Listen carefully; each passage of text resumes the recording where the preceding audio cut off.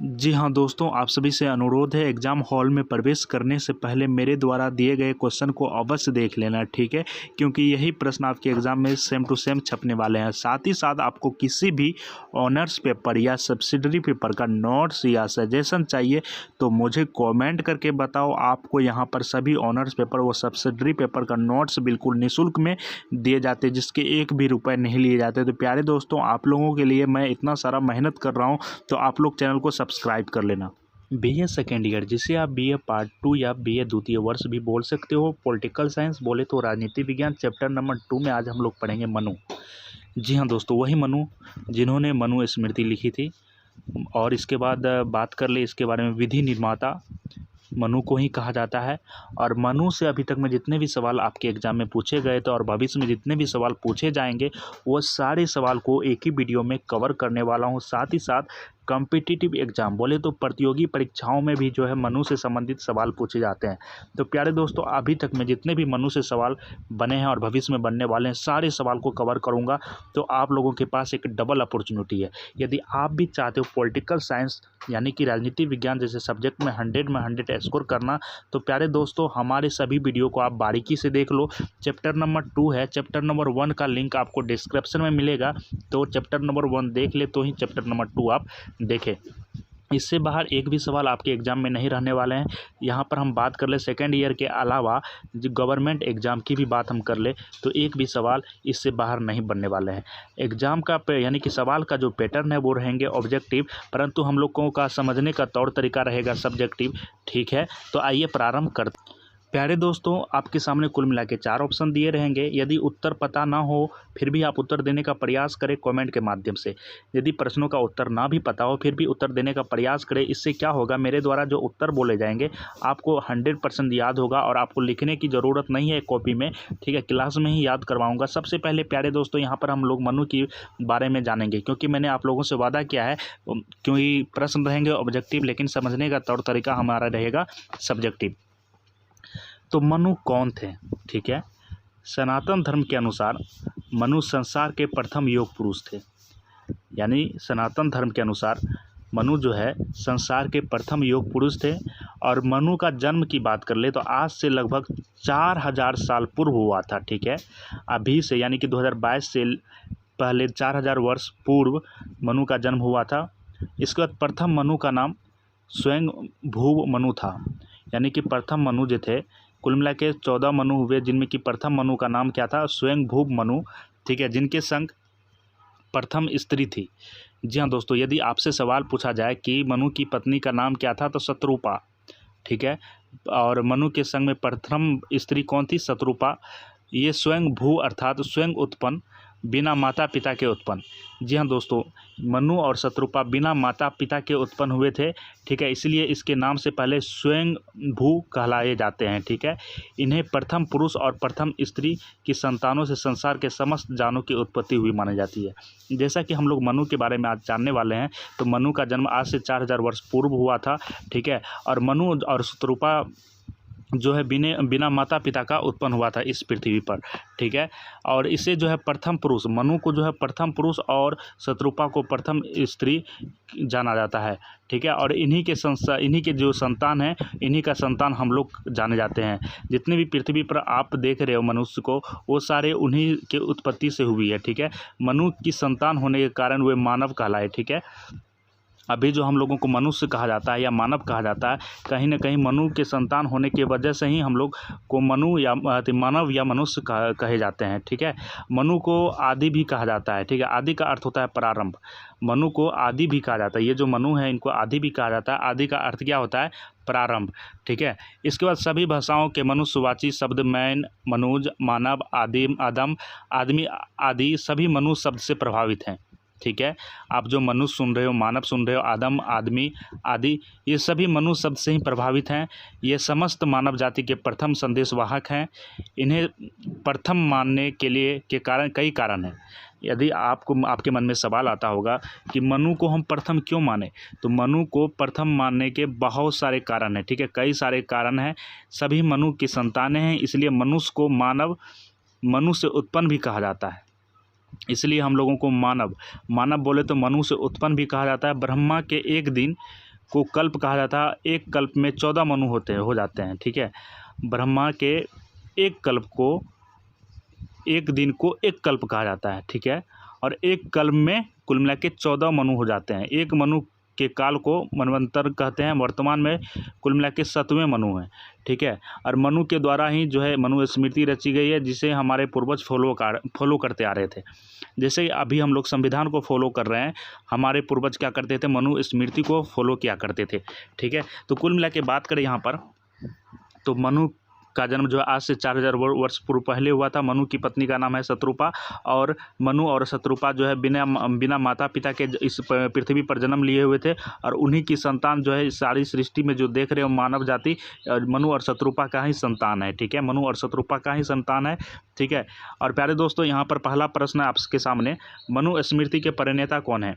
मनु स्मृति के प्रणेता कौन है, इसके बारे में आपसे पूछा जा रहा है। ये प्रश्न काफ़ी लाजवाब है, आपके एसएससी रेलवे में भी पूछे गए हैं और सेकंड ईयर में पूछे जाएंगे। इसका जो है आप उत्तर देने का प्रयास करो कमेंट के माध्यम से। इसका उत्तर क्या होगा जल्दी से मुझे कमेंट करके बताओ। तो प्यारे दोस्तों, मनु स्मृति के प्रणेता कौन है? Manu option number is the correct answer. हमारा क्वेश्चन नंबर 2 देख लेते हैं। मनु स्मृति किस धर्म का सबसे अधिक प्राचीन ग्रंथ है? मनु स्मृति जो है इसके रचयिता कौन है? मनु। और ये किस धर्म का सबसे अधिक प्राचीन ग्रंथ है? तो प्यारे दोस्तों, ये हिंदू धर्म का सबसे प्राचीन ग्रंथ है कौन? मनु स्मृति। और इसके रचयिता कौन है? मनु का जन्म कब हुआ था? 4000 वर्ष पूर्व, ठीक है। इसका क्वेश्चन नंबर 3 आपका, किस ग्रंथ में मानव जाति को मनु की संतान कहा गया है? किस ग्रंथ में मानव जाति को मनु की संतान कहा गया है? जितने भी मानव जाति हैं इस पृथ्वी में, जितने भी मानव जाति हैं वो मनु और शत्रुपा का ही संतान कहलाया जाता है। ये किस ग्रंथ में ये बात की चर्चा की गई है? तो प्यारे दोस्तों, तैत्तिरीय संहिता में ऑप्शन और B is the correct answer. आपका तैत्तिरीय संहिता में कहा गया है कि समस्त मनु जाति जो है, मानव जाति जो है मनु का ही संतान है। क्वेश्चन नंबर 4 आपका देख सकते हैं, किस ग्रंथ में मनु को मानव सृष्टि का प्रवर्तक कहा गया है? किस ग्रंथ में मनु को जो है मानव सृष्टि, यानी कि जो मानव की जो सृष्टि हुई, मानव नामक जो हम लोग हुए, आप लोग हुए, ये सारे जो हैं ये मानव सृष्टि का प्रवर्तक कहा गया है मनु को। और किस ग्रंथ में कहा गया है इसके बारे में आपसे पूछा जा रहा है। तो प्यारे दोस्तों, इसका भी आंसर हो जाता है तैत्तिरीय संहिता में कहा गया है।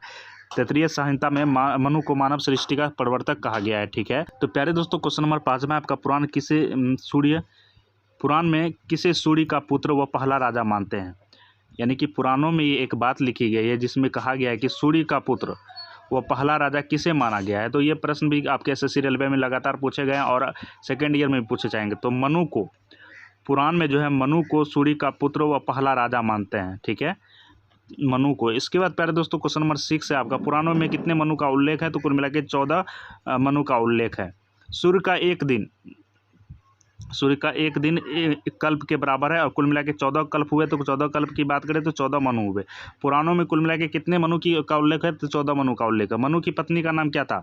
प्रथम वाले जो मनु हैं उनका पत्नी का नाम क्या है? तो शत्रुपा, ठीक है। मनु और शत्रुपा इस पृथ्वी पर आए, और मानव जाति का कहीं ना कहीं मानव जाति मनु और शत्रुपा का ही संतान है, और इन्हीं का देन है। हम लोग, आप लोग इन्हीं का देन है। तो मनु और शत्रुपा बिना माता पिता के जन्म लिए थे। मनु का जन्म आज से 4000 वर्ष पूर्व हुआ था, ठीक है। मनु ने ही मनु स्मृति की रचना करी है, ठीक है।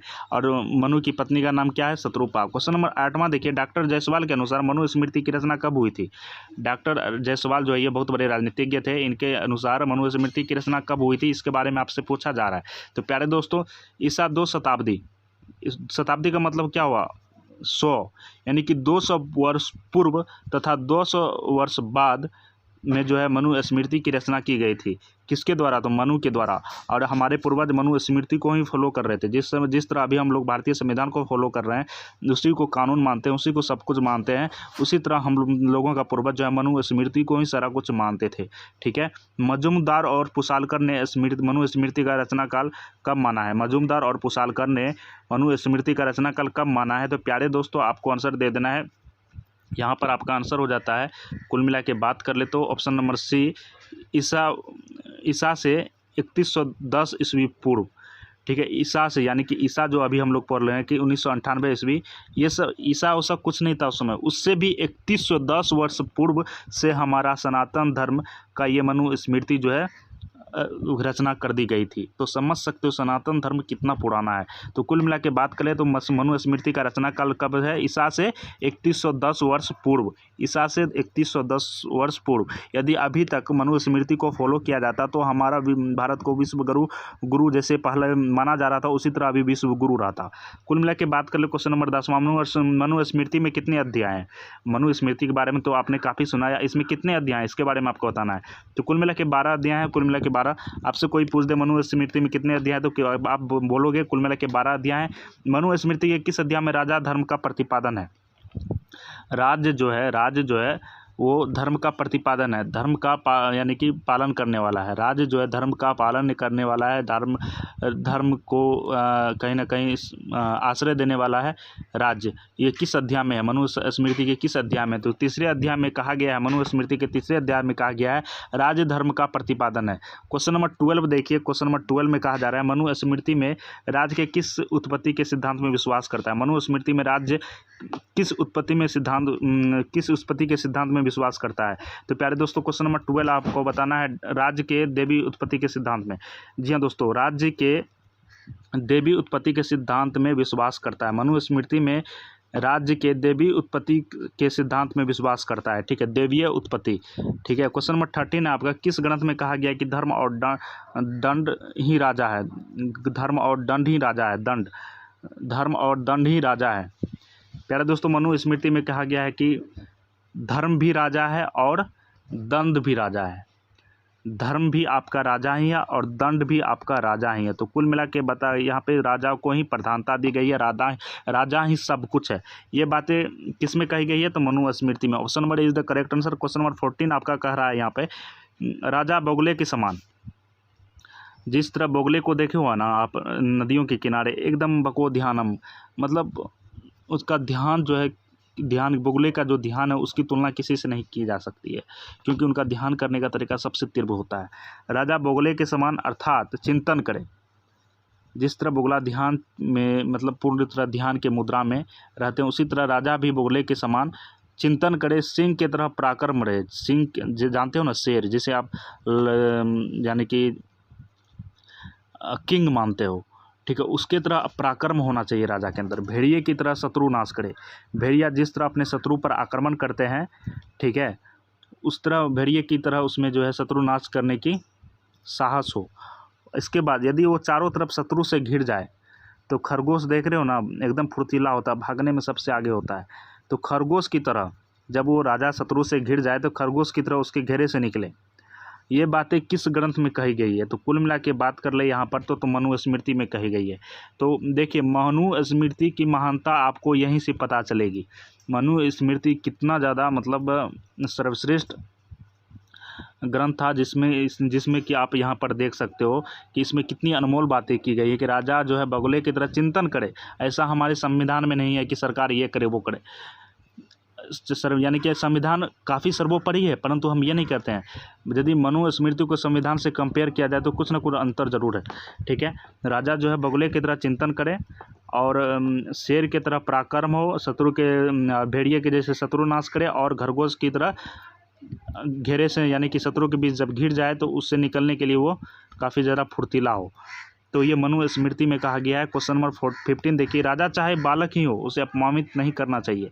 अभी जैसा कि आप सभी देख रहे हो इंडिया में कि मुख्यमंत्री या प्रधानमंत्री वो कहीं ना कहीं हमारे देश के लिए किंग ही है, ठीक है, राजा ही है, परंतु अभी एक छोटा सा बालक भी उसे अपमानित करने के लिए, चाहे सामने में ना हो पीछे में अपमानित करता है, गाली गलौज करता है। कोई भी आता है तो गाली से ही उसका सम्मान किया जाता है। तो प्यारे दोस्तों मनुस्मृति में ये बातें नहीं कही गई थी। मनुस्मृति में बातें कही गई थी राजा चाहे बालक ही क्यों ना हो उसे अपमानित नहीं करना चाहिए, ठीक है, राजा का रिस्पेक्ट देना चाहिए। तो प्यारे दोस्तों यहाँ पर हम बात कर ले मनुस्मृति में ये बातें कही गई थी, राजा चाहे बालक ही क्यों ना हो उसे अपमानित नहीं करना चाहिए। क्वेश्चन नंबर 16 आपका कहता है शासन के चतुसूत्री व्यवस्था का उल्लेख किस ग्रंथ में है? तो मनुस्मृति में। मनुस्मृति में चतुर्सूत्री व्यवस्था का उल्लेख है, ठीक है, चतुसूत्री व्यवस्था का उल्लेख है। शासन के चतुर्सूत्री व्यवस्था का उल्लेख किस में है? मनुस्मृति में। क्वेश्चन नंबर 17 देखिए, किस ग्रंथ में कहा गया कि ब्राह्मण ब्राह्मण जो है, जिसे आप पंडित जी बोलते हो, ब्राह्मण जो है ब्रह्मा का ज्येष्ठ एवं श्रेष्ठ पुत्र है।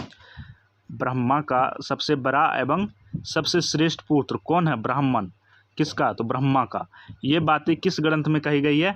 तो मनुस्मृति में कही गई है। मनुस्मृति में ब्राह्मण को ब्रह्मा का सबसे बड़ा पुत्र और श्रेष्ठ पुत्र माना गया है। क्वेश्चन नंबर 18 है आपका, मनुस्मृति में परिषद शब्द का उल्लेख हुआ है, जिसका अर्थ क्या है? मनुस्मृति में परिषद शब्द का उल्लेख हुआ है। मनुस्मृति में परिषद शब्द का जो उल्लेख हुआ है, ये किसका अर्थ है? तो परिषद का मतलब क्या होता है, मुझे कमेंट करके आप सभी बताओ। तो मंत्री समूह से, ठीक है। मनुस्मृति में परिषद शब्द का उल्लेख मंत्री समूह से है, ठीक है। इसके बाद क्वेश्चन नंबर 19 है आपका, मनुस्मृति में उल्लेखित सभा का तात्पर्य क्या है? मनुस्मृति में सभा का भी उल्लेख किया गया है, इसका तात्पर्य क्या है? इसके बारे में आपसे पूछा जा रहा है।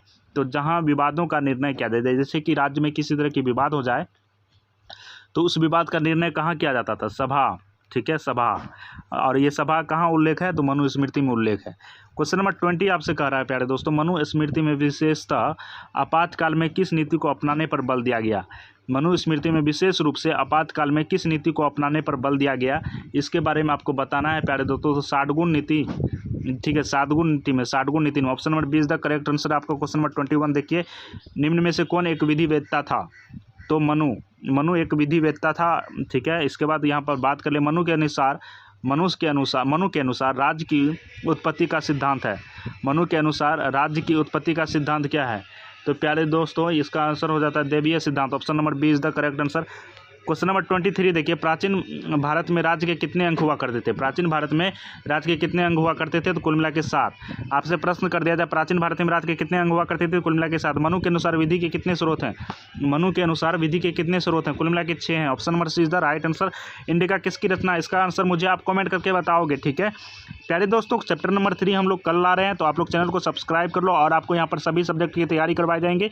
अभी हम लोगों ने ऑब्जेक्टिव पैटर्न पर सारे क्वेश्चन आंसर को देखा, लेकिन नेक्स्ट वीडियो में सब्जेक्टिव प्रश्न भी लाने का काम करेंगे।